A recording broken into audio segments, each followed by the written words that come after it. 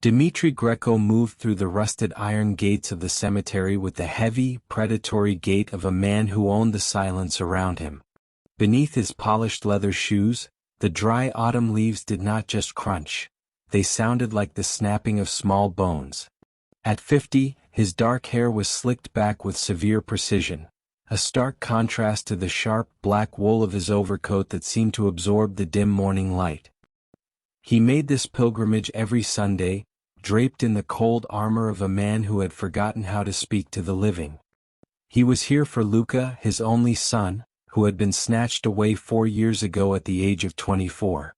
Dimitri was a man of terrifying, absolute power, but not all the blood-soaked billions in his empire could buy back the soul of the boy buried beneath the granite.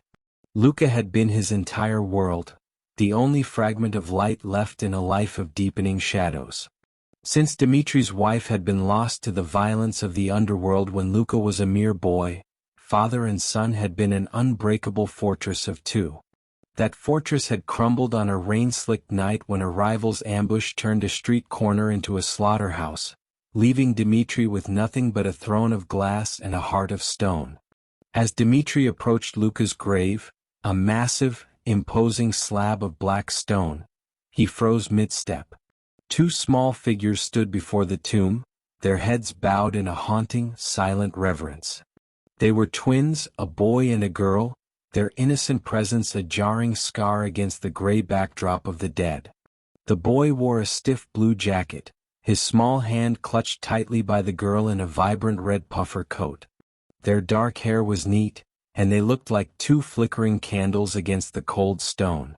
Dimitri's first instinct was the cold, sharp suspicion of a man hunted by enemies, his hand drifting toward the weapon concealed beneath his coat. But a deeper confusion held him paralyzed. He had no other family, no heirs, and no friends. Why would two children be whispering secrets to the grave of a mafia prince? Before we get into it, please like, subscribe and share so others can join us on this journey. Dimitri Greco sat behind a desk of carved obsidian, the silence of his study more oppressive than the screams he had ignored in the warehouse hours earlier. In the city below, he was known as the King of Shadows, a man whose whispered commands moved tons of illicit cargo and decided the fate of entire bloodlines. His daily life was a relentless machinery of power. Morning briefings on territory disputes, the cold delivery of ultimatums to shaking associates, and the methodical extraction of loyalty through fear. He had spent the afternoon ensuring that a rival's supply line was severed, not with a flourish of violence, but with a clinical, detached ruthlessness that left his enemies gasping for air in a vacuum of his making. Now, as the moon climbed over the jagged cliffs, he was back in the hollow luxury of his estate. The mansion was a masterpiece of cold marble and gilded edges, a fortress designed to showcase a wealth that no longer had a purpose. He walked through the vaulted foyer, his footsteps echoing against the high ceilings where crystal chandeliers hung like frozen tears. Every corner of the house was a reminder of what billions could buy and what they could never replace. He passed the grand dining hall, where a table long enough for 30 guests sat empty, the silver polished to a blinding sheen for a feast that would never happen. He moved toward the west wing, the air growing colder as he approached the rooms that had been sealed off since the night of the ambush. His private quarters were a testament to a life lived in a vacuum. The finest silks draped the bed and rare art lined the walls, yet the atmosphere was that of a mausoleum. He poured a glass of amber liquid, the ice clinking against the crystal with a sound as lonely as his own heartbeat. From his balcony, he looked out over the sprawling city, a sea of lights he controlled but could not feel. He was the master of all he surveyed, yet as he stood in the center of his golden cage, the weight of his crown felt like lead. The King of Shadows was surrounded by opulence, but in the vast, echoing halls of the Greco legacy, there was nothing left but the wind and the ghosts of a future that had died in a rainy gutter 4 years ago. Dimitri remained frozen in the biting autumn wind, his shadow stretching long over the granite that held his son's remains. The girl in the red puffer coat looked up at him, her eyes wide and devoid of the fear that usually greeted a man of his reputation. "We come here every Sunday," she whispered, her voice a fragile melody against the graveyard's silence. "Mama says we have to say thank you to the man who gave us a tomorrow." Dimitri's throat tightened, a physical ache he hadn't permitted himself to feel in years. "How could my son save you?" he asked, his voice a jagged rasp of disbelief. "He's been gone for 4 years." The young boy, clutching his sister's hand with small, pale fingers, stepped forward. His blue jacket was zipped tight against the chill, his expression solemn beyond his years. "The doctor said I was dying because my heart was broken," the boy said softly. "And they said my sister's liver didn't work right either." He paused, looking at the name Luca Greco etched into the stone. "Then they found a donor. A man who wanted to help people even after he left." Dimitri felt the earth beneath his polished shoes begin to tilt. He remembered that night in the hospital, the sterile white lights and the soul-crushing paperwork he had signed while numb with shock. He had authorized the donation as a final desperate act of mercy, then buried the memory because the reality was too much to bear. "I have his heart, Mr. Greco," the boy said, taking a brave step toward the man feared by the entire city. "Sometimes when it's very quiet, I tell him thank you." Dimitri's knees, usually as unyielding as iron, suddenly buckled. He sank to the damp earth, his expensive wool coat ignored as he reached out a trembling hand toward the boy. With a hesitant nod from the child, Dimitri pressed his palm against the small chest of the blue jacket. Beneath the fabric he felt it, a steady rhythmic thrum. It was strong. It was familiar. It was the unmistakable, stubborn pulse of his son's life continuing in a world that had tried to extinguish it. The ruthless king of shadows collapsed against the cold granite of the headstone, a broken sob escaping his chest as he realized that while he had been hunting for death, his son had been busy giving life. Dimitri stood in the shadows of a crumbling tenement building, his black overcoat making him nearly invisible against the soot-stained brick. He had followed the twins from a distance, watching as they navigated the jagged streets of the city's underbelly with a practiced caution that broke his heart. This was his territory, a place where his word was law and his name was a curse, yet he had never seen it through the eyes of 2 children carrying the literal fragments of his son's soul. He watched them disappear into a doorway where the paint was peeling like dead skin. After a moment he followed, his polished shoes silent on the warped linoleum of the stairs. On the 3rd floor he found the apartment. The door was thin and the muffled sounds of laughter, high and bright, leaked through the cracks, followed by a woman's weary but warm voice. Dimitri knocked. It was not the heavy, demanding thud he usually reserved for his enemies, but a tentative, human sound. The door opened to the length of a security chain, revealing a woman with the same dark, deep-set eyes as the twins. Anita Rodriguez looked at him with the guarded exhaustion of a mother who had spent years fighting an invisible war against poverty and illness. "I'm sorry to bother you," Dimitri said, his voice stripped of its usual iron authority. "I was at the cemetery. I met your children." Anita's face went pale, her hand flying to the throat of her worn jacket. The chain rattled as she fumbled to open the door, her eyes darting to the hallway as if expecting a squad of gunmen to follow. "Are they okay? Did they do something? We don't want any trouble." "They are perfect," Dimitri said softly, stepping into a cramped living room that smelled of lavender and cheap floor wax. "I only wanted to speak with you about the man they were visiting." Anita sank onto a frayed sofa, her fingers trembling. "Luca Greco," she whispered, using the name she had found in her own desperate research. "We owe him everything. But this neighborhood, it's dangerous. There are people here, the Greco Syndicate, who would tear this place apart if they knew we had something valuable." She looked at Dimitri, her eyes filling with a raw, paralyzing terror. "They say the man in charge, Dimitri Greco, is a monster who bleeds people dry. I just want to keep them safe from men like him." Dimitri felt a cold shiver of irony pierce his chest. He looked at the woman who feared his name more than death itself, realizing that to protect his son's heart, he would have to become a stranger to the very man he had spent decades becoming. For the first time in his life, the King of Shadows wanted to be nobody at all. Dimitri returned to his obsidian desk, but the maps of smuggling routes and ledger books of extortion no longer held his interest. His son's heart was beating in a tenement slum, and the woman protecting that heart lived in a state of constant, trembling fear. To the world, he remained the ruthless King of Shadows, but in the dark hours of the night, he began to move his vast wealth with the surgical precision of a ghost. He did not approach Anita directly. To do so would be to bring the very danger she feared to her doorstep. Instead, he worked through a labyrinth of shell companies and untraceable intermediaries. Within a week, the aggressive debt collectors who had been hounding her vanished, their records wiped clean by a clerical error that was actually a direct wire transfer from a Greco holding account. The landlord of her crumbling building received a visit from a sharp-suited man who offered a sum 3 times the property's value, provided the tenement was immediately renovated and Anita's rent was capped at a fraction of its cost. Dimitri watched from the tinted windows of his sedan as a new security system was installed in the hallway, discreet high-grade cameras and reinforced locks that Anita was told were part of a city safety grant.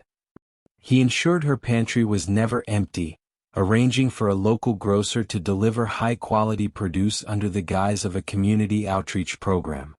Every Sunday he returned to the cemetery to meet the twins.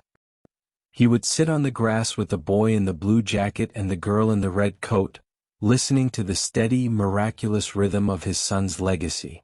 Anita would watch them from a distance, her eyes filled with a growing, confused peace.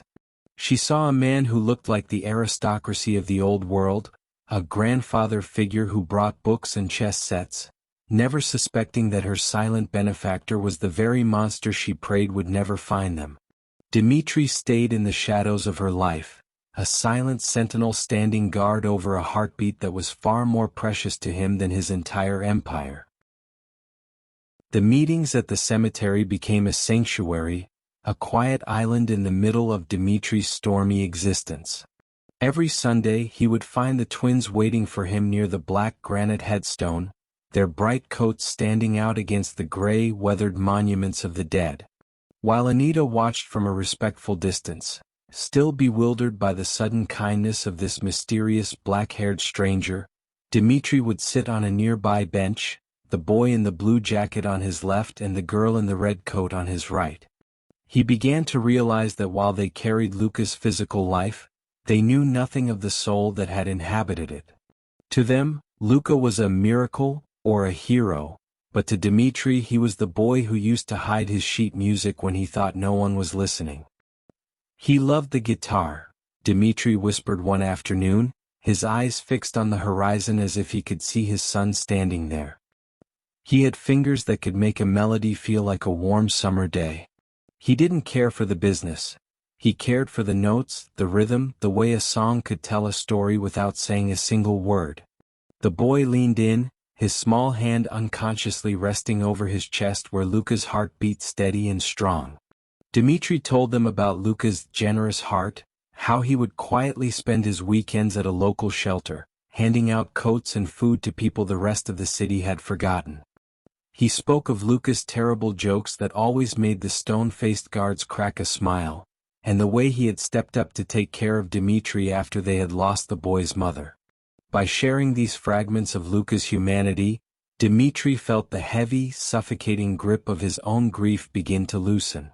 He wasn't just a boss or a killer in these moments. He was a father keeping his son's memory alive for the next generation. As the children listened with wide, wonder-filled eyes, Dimitri realized that by teaching them who Luca was, he was slowly remembering the man he used to be before the shadows had claimed him.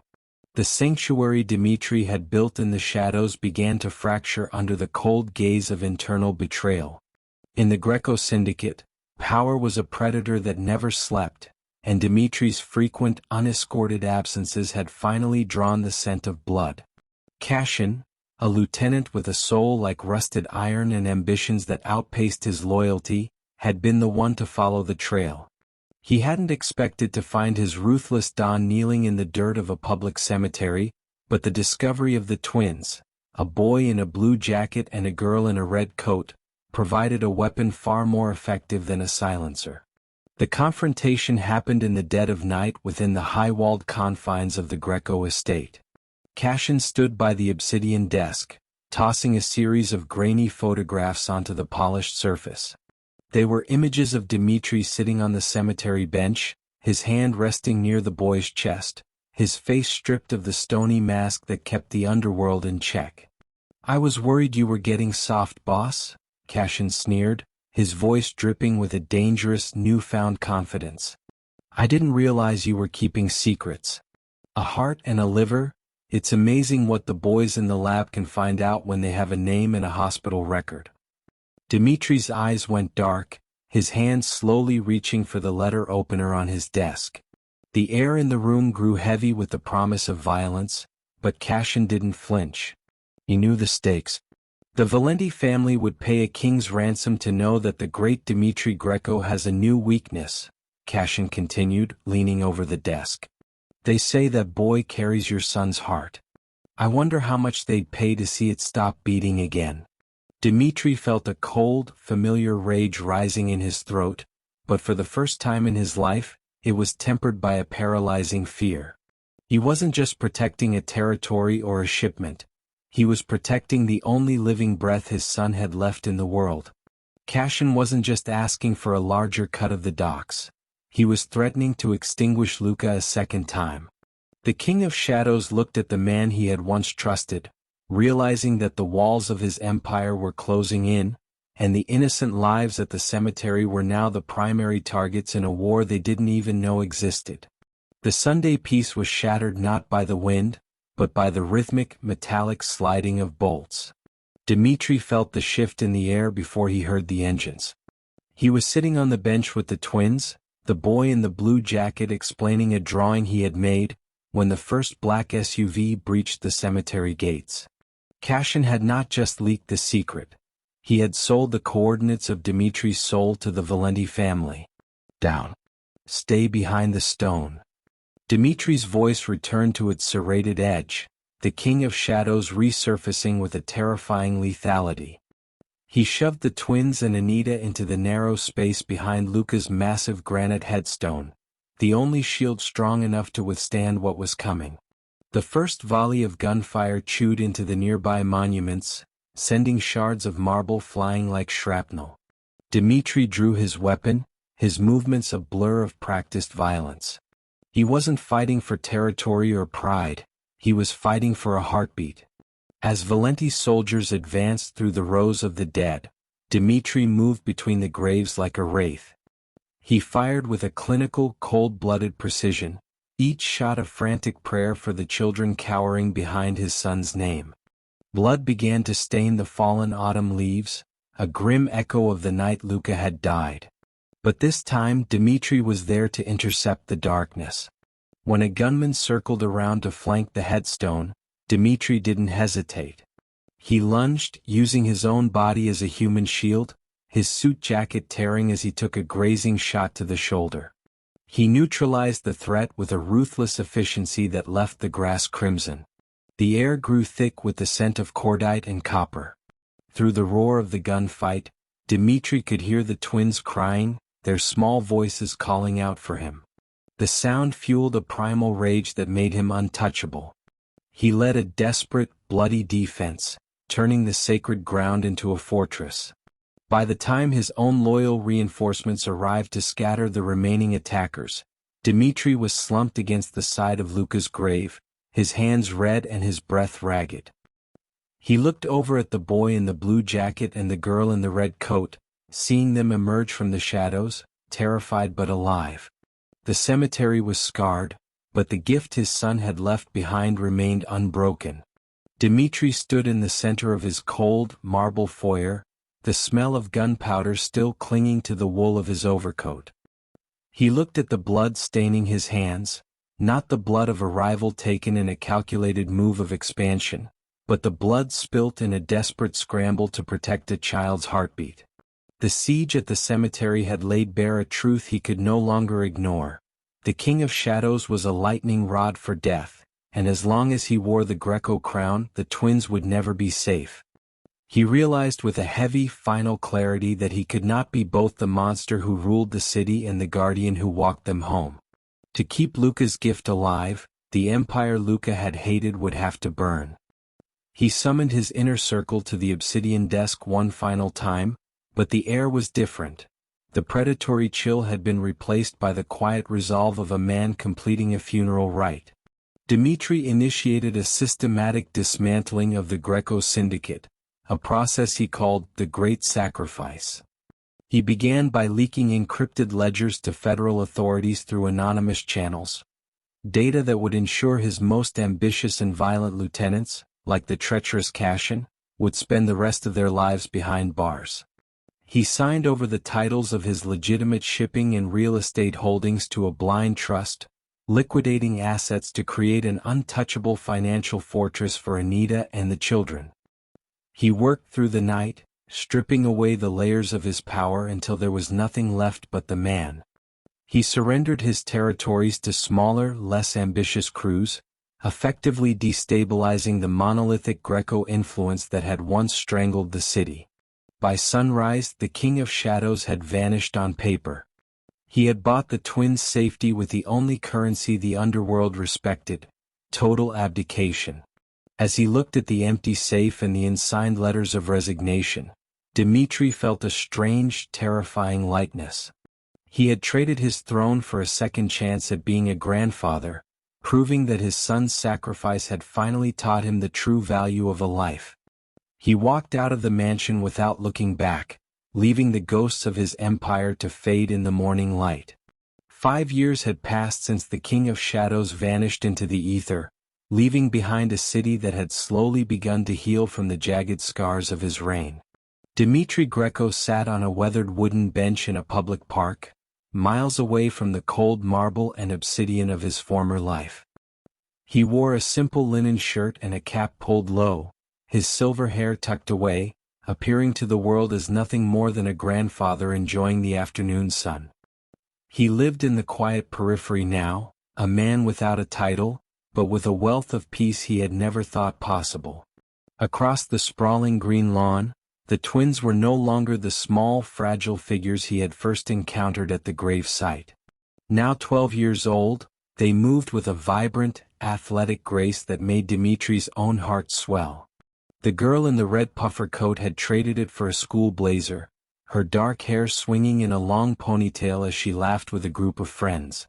Beside her, the boy in the blue jacket, now tall and broad-shouldered, carried a guitar case with a reverence that Dimitri recognized all too well.